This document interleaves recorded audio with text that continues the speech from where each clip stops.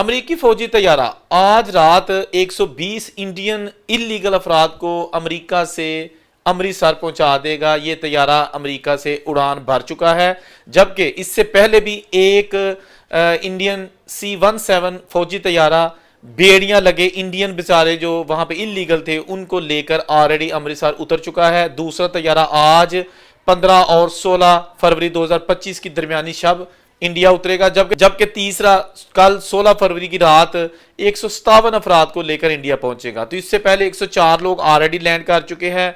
119 या 20 लोग हैं जो आज रात यानी 15 और 16 फरवरी की दरमियानी शब को इंडिया लैंड कर रहे हैं, जबकि तीसरा तैयारा 157 अफराद को लेकर कल आएगा।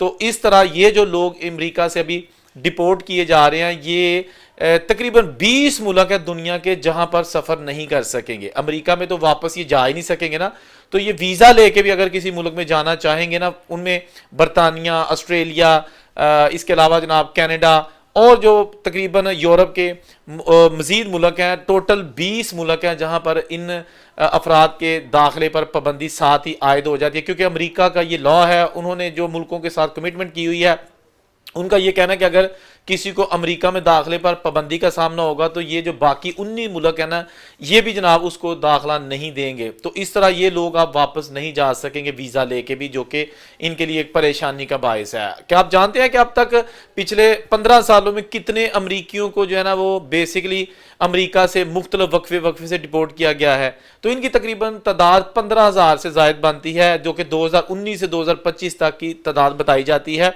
अब जनाब आपको बताते हैं कि अमेरिका में मौजूदा सिचुएशन क्या है। बहुत सारे ऐसे इलीगल लोग हैं अमेरिका में जिनका ताल्लुक यानी कि ज़्यादातर उनका ताल्लुक है मेक्सिको से, और मेक्सिको के जो हुकूमत है ना वो इनको वापस लेने के लिए तैयार नहीं है, अपने जो इलीगल लोग अमेरिका में हैं।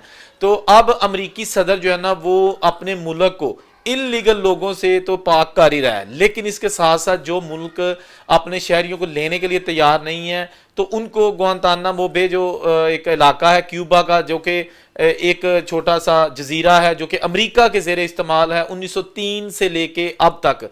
ये एक लीज थी इसकी, जिसकी कोई ख़त्म होने की डेट नहीं थी। 1903 में ये लीज पर लिया था अमेरिका ने ये इलाका, और वहाँ पर एक जेल बना दी थी एक कैदियों के लिए, बहुत बड़ी बदनाम ज़माना जेल है जहाँ आज भी तकरीबन ख़तरनाक तरीन कैदियों को रखा जाता है। लेकिन उसके साथ ही डिटेंशन सेंटर्स हैं, और जो लोग इलीगल वहाँ पे मुकीम हैं उनको वहाँ पर भेजा जा रहा है। और बहुत सारी फ़्लाइट्स ऑलरेडी जो है ना वो क्यूबा का ये जो इलाका है अमेरिका के ज़ेरे इस्तेमाल है, गुआंतानामो बे, वहाँ पर इसको भेजा रखा जा रहा है इलीगल अफराद को। इस हवाले से जो अभी जो मेन इस वक्त चीज़ है ना वो ये है कि 1 करोड़ और 17 लाख इलीगल लोग अमेरिका में मुकीम है, जिनमें जो है ना वो सबसे ज़्यादा मैक्सिको के, और तीसरे नंबर पर इंडियन कम्युनिटी है जिनकी तादाद 7,25,000 बताई जाती है जो इलीगल हैं। तो पाकिस्तानी थोड़े हैं जिनकी तादाद तकरीबन 1 लाख भी नहीं है जो वहाँ पे इलीगल हैं, तकरीबन 60-70 हज़ार है। लेकिन उनकी भी जो है ना बहुत सारी जो है ना वो गिरफ्तारियाँ शुरू हो चुकी हैं, और डिटेंशन सेंटर में जो ही एक तैयारे की सवारियां हो जाती हैं या इससे ज़्यादा, तो उसके बाद फौरी तौर पर चार्टर तैयारा हो, फौजी तैयारा हो, बस उसको जो है ना लेके तैयारा उड़ जाता है। और यहाँ पर जो काबिल अफसोस चीज़ ये है कि जिन लोगों को वहाँ से डिपोर्ट किया जाता है वो कोई क्रिमिनल्स नहीं है, उनमें ज़्यादातर वो लोग डिपोर्ट हो रहे हैं जो वहाँ पर जस्ट उनका कसूर ये था कि वो इलीगल गए हैं, वहाँ जाके चोरी डकैती या पुलिस को मतलूब नहीं थे।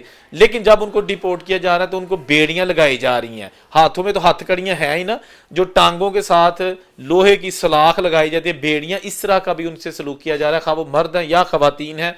उनको जनाब 12-12 घंटे, 14-14 घंटे की जो परवाज होती है, 20-20 घंटे की, उसमें रखा जाता है जो फौजी तैयार है, जिसमें एक टॉयलेट होता है। तो अगर किसी ने टॉयलेट जाना है तो वो जनाब एक ही है, उसी में स्टाफ है और उसी में जो है ना ये डिपोर्ट करने वाले जो लोग हैं, डिपोर्ट हो रहे हैं, ये भी शामिल है। तो अब जनाब अमेरिका की सिचुएशन मौजूदा ये हो चुकी है कि वहाँ पर छापे तेज़ी से जारी हैं इलीगल अफराद को गिरफ्तार करने के लिए। छापे कहाँ मारे जा रहे हैं? छापे मारे जा रहे हैं इंडियन रेस्टोरेंट्स पे। अच्छा, इंडियन रेस्टोरेंट जब हम कहते हैं ना तो इसका ये मतलब नहीं है कि उसका मालिक भी इंडियन ही है, उसका मालिक बांग्लादेशी भी हो सकता है, पाकिस्तानी भी हो सकता है और अफगानी भी हो सकता है। क्योंकि जब मैं भी बाहर रहता हूँ ना तो बहुत सारे ऐसे लोग हैं जो बाहर रेस्टोरेंट बना लेते हैं, लेकिन उनके पास अगर खाने यही हो ना बिरयानी या चिकन कौरमा इस तरह की चीज़ें, तो वो बेसिकली पहचान बनती है इंडियन रेस्टोरेंट। पाकिस्तानी रेस्टोरेंट जो है ना वो कम लोग जानते हैं, लेकिन अगर पाकिस्तानी ऑनर ही है लेकिन वो मोटा सा लिखेगा ना इंडियन रेस्टोरेंट, तो जो गोरे या दूसरे मुल्कों के लोगों ने पता चल जाएगा कि ये इंडियन रेस्टोरेंट लिखा हुआ है, तो अंदर खाने किस किस्म के होंगे। बेशक वो पाकिस्तानी खाने या इंडियन खाने एक जैसे ही होते हैं। तो इंडियन रेस्टोरेंट मैं इसलिए कह रहा हूं। तो इंडियन रेस्टोरेंट पे बहुत सारे छापे मारे गए हैं और वहां पर गिरफ्तार किया गया है शेफ, वेटर और जो बर्तन धोने वाले किचन हैंड है, जो कि थोड़े पैसों पे वहां पे काम कर रहे थे। अच्छा, उनके जो मालकान है जिन्होंने इन लोगों को जॉब दी हुई थी, इलीगल अफराद को, उनको भी पकड़ा जा रहा है। पकड़ के मतलब जुर्माना किया जा रहा है, उनका बिजनेस सील नहीं किए जा रहे, उनको जुर्माना किया जा रहा है कि आपने इलीगल अफराद को जॉब क्यों दी। और दूसरा यह है कि जो लोग वहां से पकड़े जा रहे हैं सीधे डिटेंशन सेंटर, उसके बाद फिर जिस मुल्क के वो लोग हैं उनको वहां भेजा जा रहा है, या Guantanamo Bay. Indian restaurant, car wash के जो होते हैं ना, जहां पे लोग हाथ से कार वाश करते हैं, बेसिकली उसका मालिक तो लीगल होता है ना जिसने बिजनेस बनाया होता है, लेकिन दुनिया के तमाम मालिक जहां भी हैं, जहां कार वाश होता है ना, हाथ से कार वाश, तो वहां मेजॉरिटी ऐसे लोगों को काम दिया जाता है जो वहां पर इलीगल होते हैं, जिनके पास वर्क राइट्स नहीं होते, जो कि वीजा नहीं लेके आते, या वीजा हो भी तो एक्सपायर हो चुका होता है। ऑस्ट्रेलिया में भी बहुत सारी ऐसी एग्जांपल्स हैं। मैं बहुत सारे लोगों को जानता हूं जो वहां पे कार वाश पे काम करते हैं, और मेजॉरिटी ऑफ देम वो मतलब ऐसी ही है कि डांग टपाओ, वीजा नहीं है उनके पास। तो वहां पर भी जनाब इनको पैसे थोड़े मिलते हैं, लेकिन लंबी लंबी शिफ्ट मिल जाती है। सुबह 8 बजे से रह के रात 7 8 9 बजे तक जो है ना ये वहां पे काम करते हैं। 7 दिन भी काम आप कर सकते हैं और फिर अच्छे पैसे बना लेते हैं। कार वाश पे भी छापे मार के बहुत सारे लोगों को गिरफ्तार किया गया है। इसके साथ साथ छोटे ग्रोसरी स्टोर्स होते हैं जो मोहल्लों में होते हैं बाहर के मुल्कों में, वहां पर जो हेल्पर होते हैं ना पीछे जो भरते हैं सामान शेल्फ्स में, वो भी इलीगल बहुत सारे वहां पे काम कर रहे थे, उनको भी पकड़ा गया। इसके साथ साथ गोदाम जहां पे मसाला जात पैक किया जाता है, दालें पैक की जाती हैं, मसाले पैक किए जाते हैं, बड़ी बड़ी बोरियों में माल आता है बाहर से, और वहां पर किलो 2 किलो के पैकेट बनाए जाते हैं, वहां पर भी इलीगल बहुत काम करते हैं, वहां से पकड़ा गया है। जो एग्रीकल्चर सेक्टर है अमेरिका या किसी भी मुल्क का, वहां पर जो है ना बहुत ज़्यादा इलीगल लोग काम करते हैं। अमेरिका में तकरीबन 24 लाख बंदा जो है ना वो इलीगल, वो सिर्फ एग्री सेक्टर में है, यानी कि उसमें फार्म हो सकते हैं, भेड़ बकरियां चराना या फसलें उगाना, फल तोड़ना। एग्रीकल्चर सेक्टर, पोल्ट्री सेक्टर जहाँ पे मुर्गियां पाली जाती हैं, वहाँ भी 24 लाख मुख्तलिफ मुल्कों से जिनका ताल्लुक है अमेरिका में लोग हैं।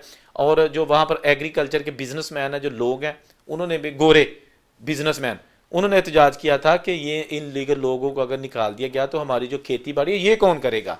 वहाँ के जो गोरे हैं जो बाय बर्थ यूएस सिटीजन है, वो तो काम बिल्कुल नहीं करते ना। आप अपने मुल्क में देख लें, हमारे पाकिस्तान इंडिया में नई नस्ल बिल्कुल भी जो है ना ज़राअत के शोबे में नहीं जाती, बिल्कुल जो है ना वो नहीं कहती है जी बाहर जाना या जॉब करनी है या पढ़ना, बहरहाल हमने खेती बाड़ी नहीं करनी, तो बाहर के मुल्कों में क्यों करेंगे।